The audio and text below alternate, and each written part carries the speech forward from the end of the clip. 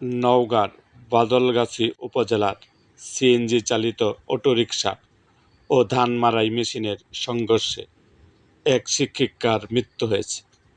এ দুর্ঘটনায় খবর শুনে ওই শিক্ষিকার এক ছাত্রীরও মৃত্যু হয়েছে। মঙ্গলবার 19 মে দুপুরে উপজেলার চাকরাইল বটতলী মোড়ে এলাকায় এ দুর্ঘটনা ঘটে। নিহত শিক্ষিকার নাম উম্মে কুলসুম।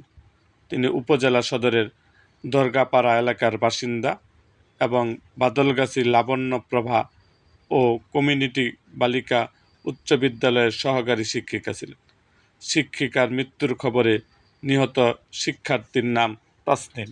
সে একই বিদ্যালয়ে 8ম শ্রেণীর ছাত্রী। স্থানীয় পুলিশ সূত্রে জানা যায়, দুপুরে যাত্রীবাহী একটি অটোরিকশা উপজেলার গুরশাহী এলাকা থেকে 2 যাত্রী নিয়ে রাজশাহীর উদ্দেশ্যে রওনা দেয়।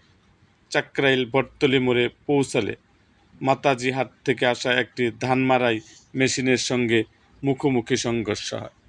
এতে ঘটনাস্থলে শিক্ষিকা উম্মে কুলসুম নিহত হন। এ ঘটনায় মমতাজ জাহান নামে আরও এক শিক্ষিকা গুরুতর আহত হন।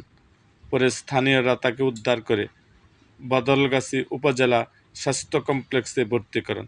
অবস্থার অবনতি হলে তাকে নওগাঁ সদর হাসপাতালে পাঠানো হয়।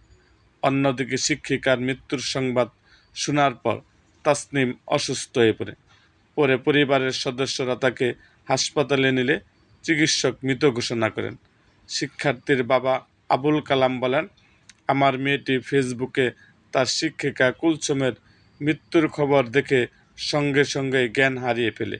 পরে বাদলগাছী উপজেলা স্বাস্থ্য কমপ্লেক্সে নিলে ডাক্তার পরীক্ষা নিরীক্ষা করে তাকে মৃত ঘোষণা করেন। এরকম আরও ভিডিও পেতে আমাদের চ্যানেলটিকে সাবস্ক্রাইব করুন এবং পাশে থাকা বেল আইকনটি বাজিয়ে দিন।